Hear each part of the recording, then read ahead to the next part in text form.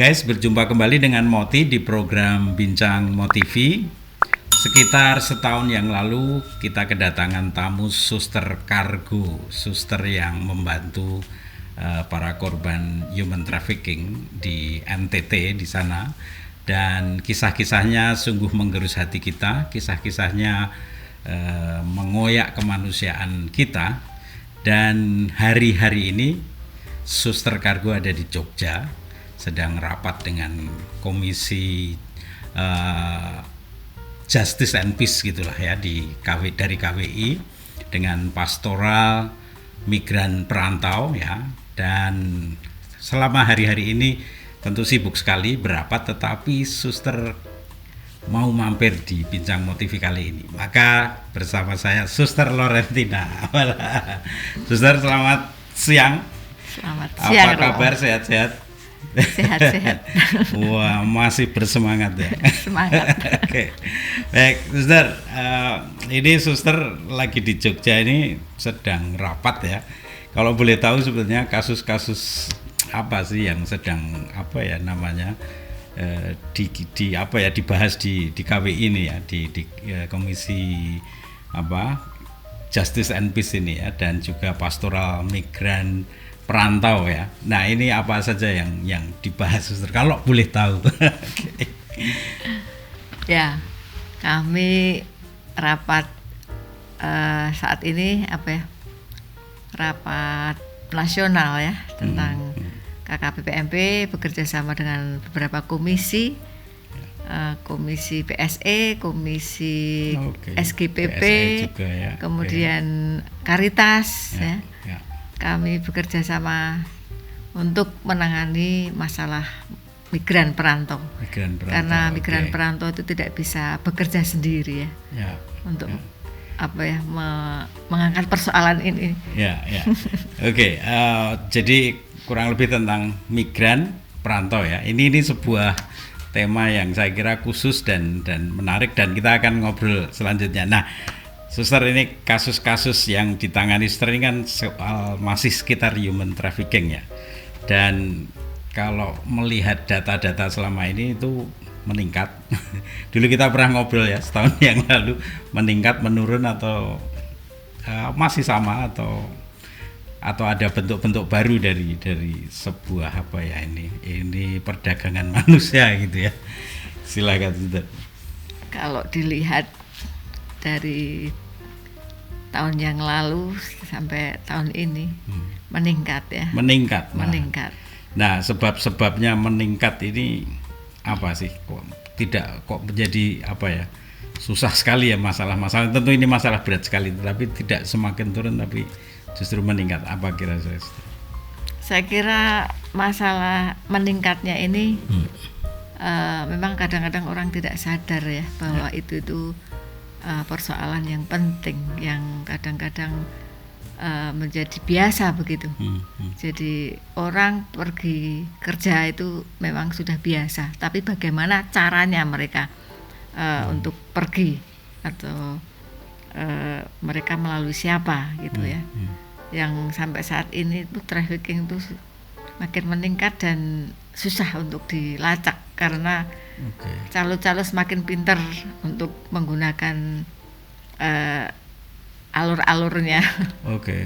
Jadi makin canggih gitu ya, dengan gaya baru ini, dan masalah-masalah human trafficking ini menjadi sesuatu yang bundet gitu ya, yang semakin rumit dan semakin banyak. Nah, apakah Suster bisa cerita perkembangan masalah? Dulu Suster pernah cerita ya, kebanyakan mereka sebagai pekerja migran Indonesia pergi keluar Indonesia, bekerja di sana, lalu seringkali pulang sebagai orang yang sudah tak bernyawa gitu ya. Nah, apakah bentuk-bentuk baru perdagangan ini juga muncul akhir-akhir ini dengan masif, atau dengan bentuk baru macam apa gitu? Kalau bentuk barunya kayaknya tidak ada ya, tapi cuman masalahnya semakin banyak yang harus diselesaikan sebetulnya, baik melalui negara terutama ya, dan juga kami yang harus selalu bersuara, karena kalau tidak nanti terlena, terus tidak maksudnya tenggelam jadinya kalau tidak bersuara atau tidak disuarakan gitu ya. Jadi akan tenggelam dan hilang begitu. Padahal masalah ini selalu ada dan banyak yang orang-orang itu takut untuk kok repot-repot sih ngurusi kayak gitu loh.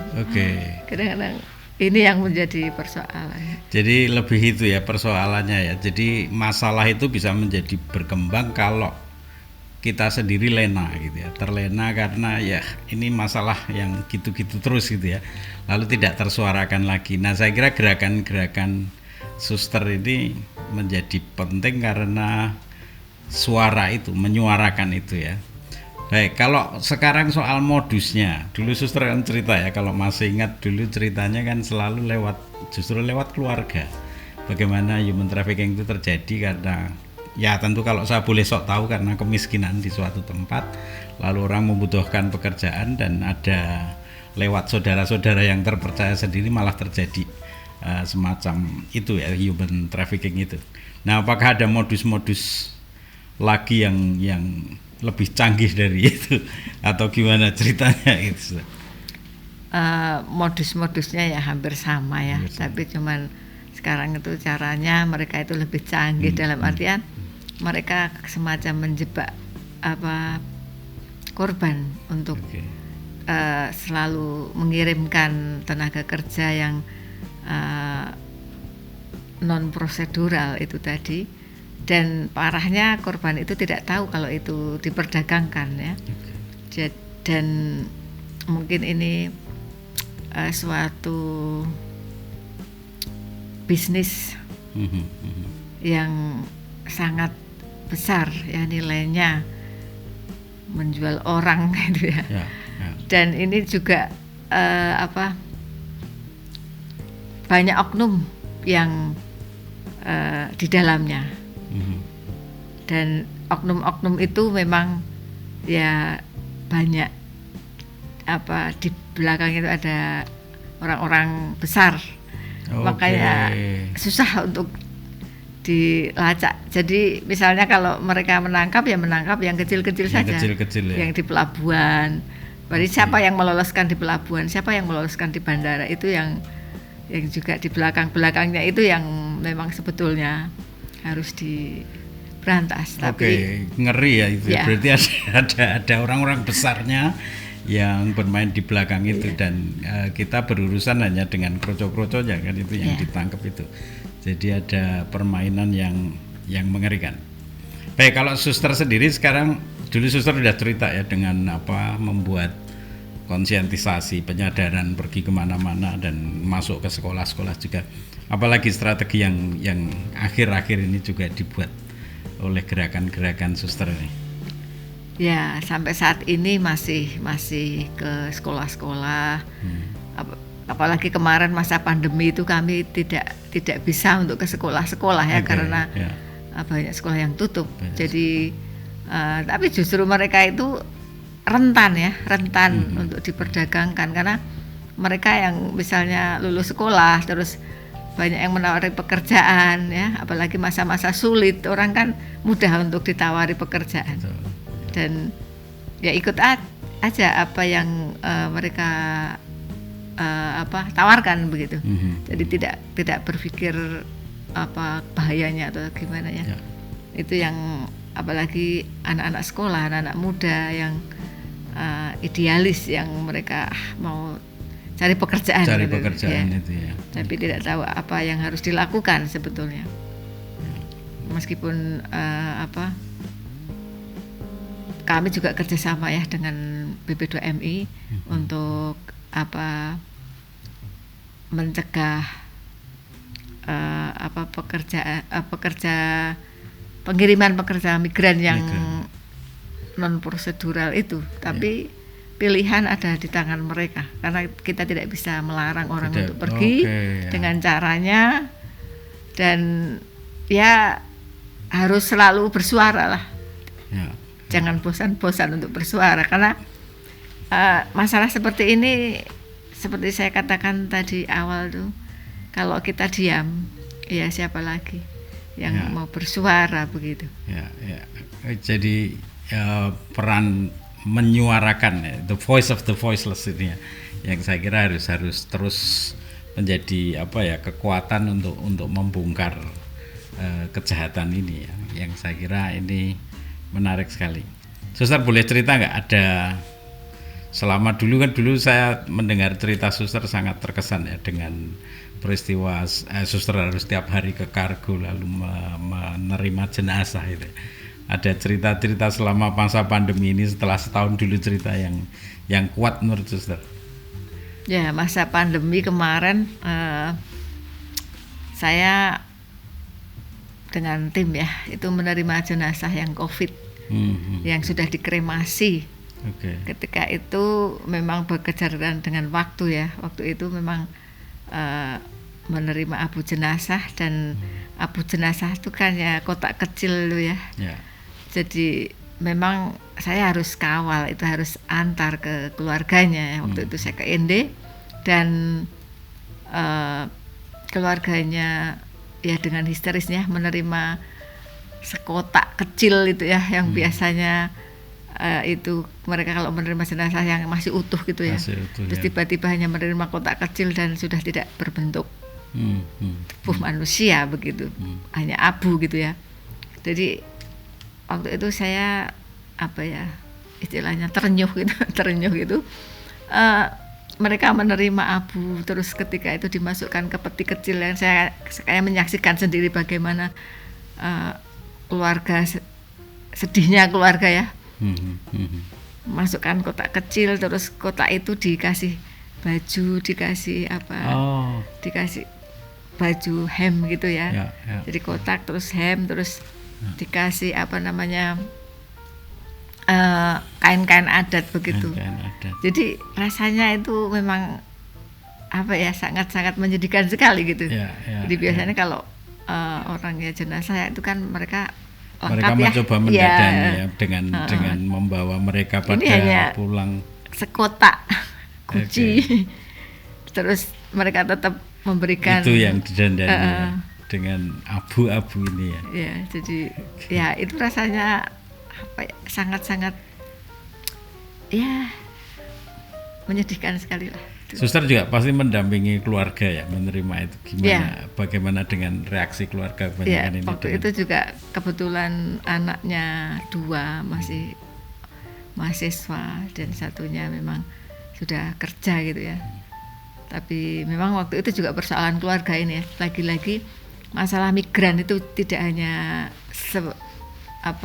sebuah kata-kata migran itu, tapi di balik itu tuh ada banyak persoalan yang muncul, persoalan keluarga, bagaimana ketika mereka ditinggal tulang punggungnya itu kemudian pendidikan anak, ekonomi, pengasuhan anak dan waktu itu memang ini cerita yang agak memilukan karena almarhum ini istrinya 2, jadi dia di Malaysia punya istri, di Indi juga punya istri. Ini yang kadang-kadang juga menjadi persoalan tersendiri.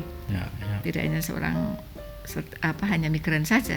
Jadi persoalan di balik migran itu banyak persoalan. Ini menarik Jadi katanya hanya migran, tetapi di balik itu ada kemiskinan, ada masalah keluarga, ada masalah ekonomi yang berat juga dan segala macam dan yang ketika itu terjadi lalu kita baru terbuka matanya ada banyak masalah di balik kata migran itu Baik suster, saya kemarin melihat foto suster ada di DPR apa yang disuarakan di DPR kalau boleh tahu? Ketika di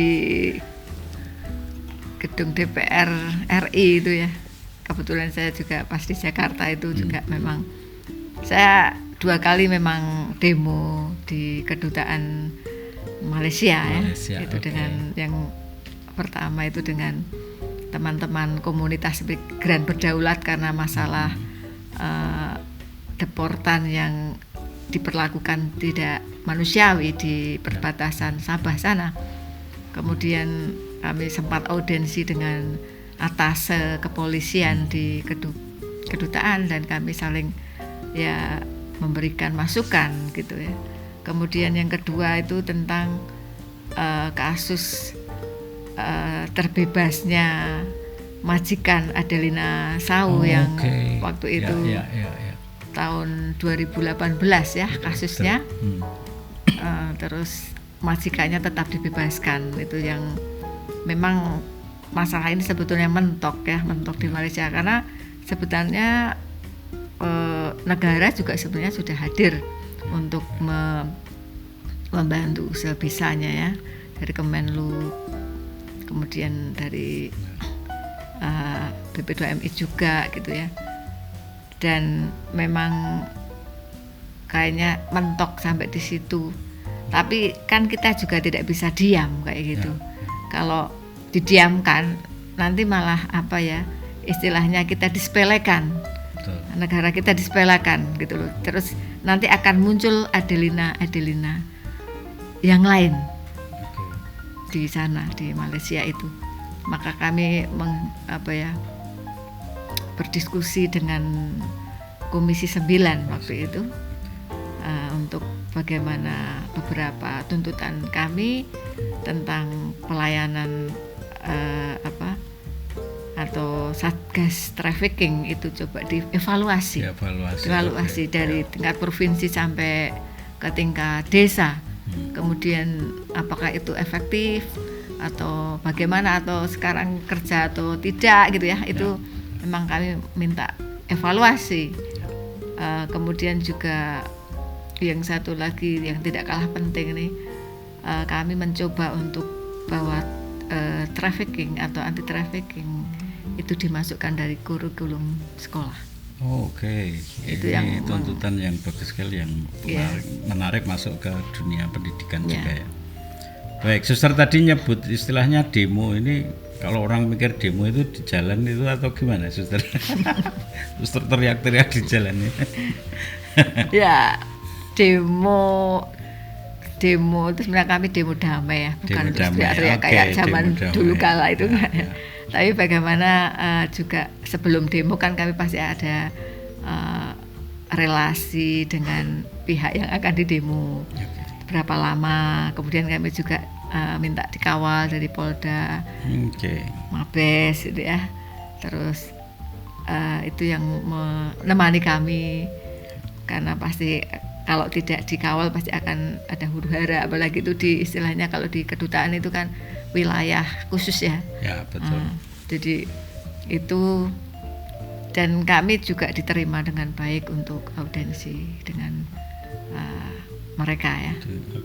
Dan kami juga ngomong bahwa kami demonya demo damai, bukan demo anarkis damai. Begitu. Betul, ya.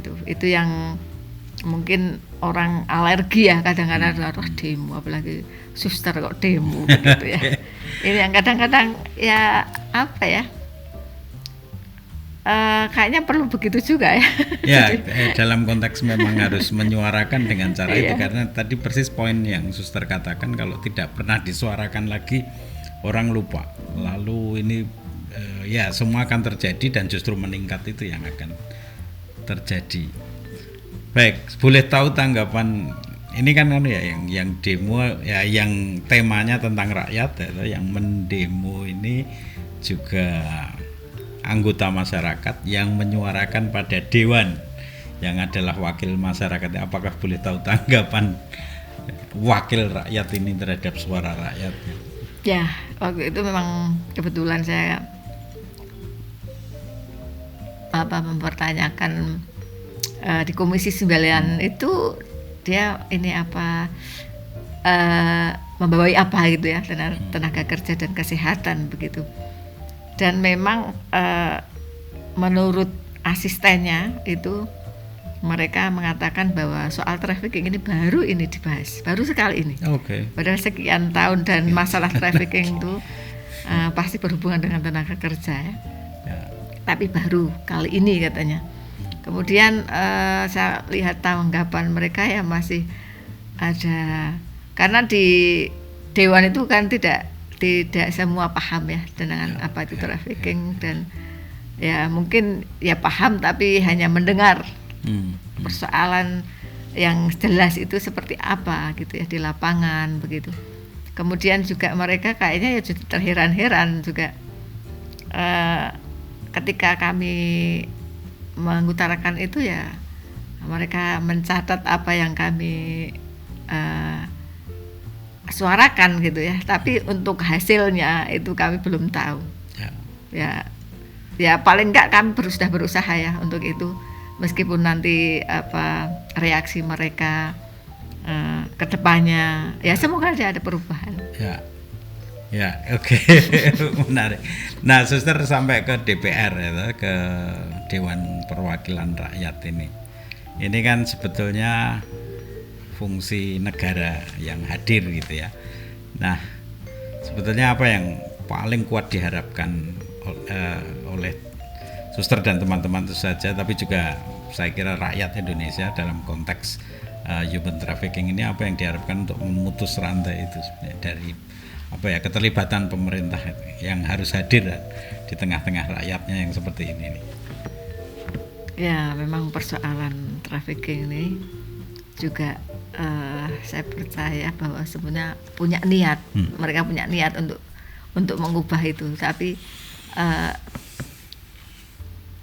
apa mereka konsisten atau tidak itu ya, mereka kadang-kadang janji-janji saja, tapi untuk eksekusinya, membuat kebijakan, kadang-kadang kebijakan sudah dibuat tapi dilanggar, kadang-kadang dilanggar sendiri, membuat aturan tapi dilanggar sendiri, ini sering kali terjadi di dewan maupun ya di masyarakat.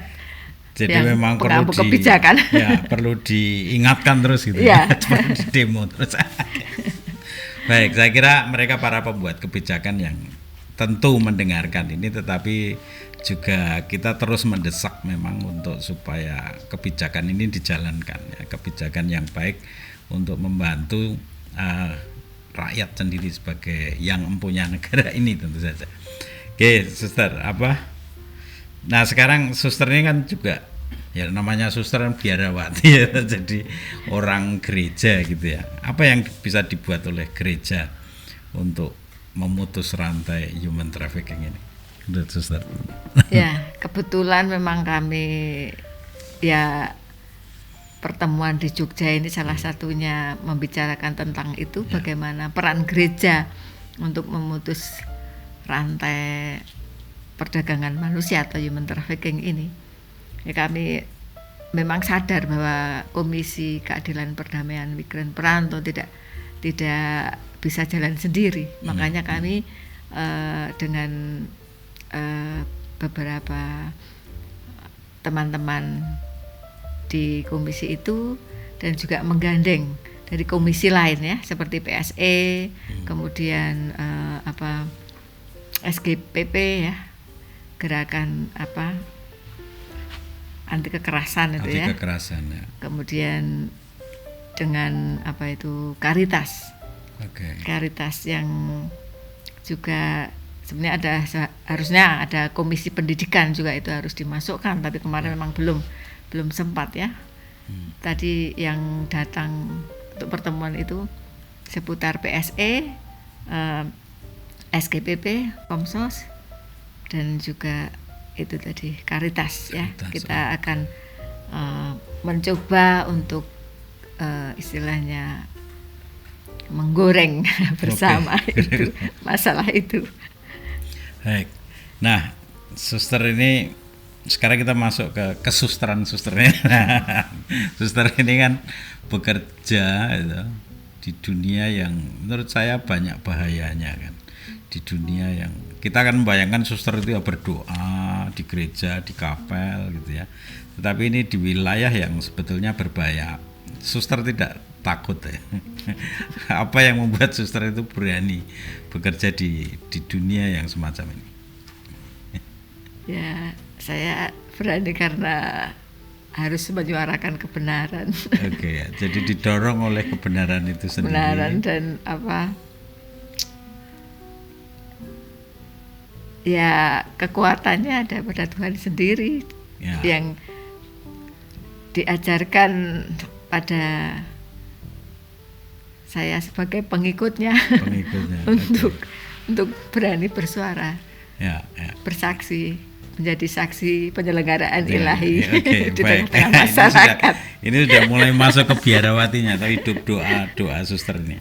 Apakah iman suster ya pada Tuhan, pada Yesus Kristus ini sebagai pengikut Kristus ini bisa diandalkan untuk kasus-kasus yang mengerikan sebetulnya ini? Ya, saya kira tanpa Tuhan, tanpa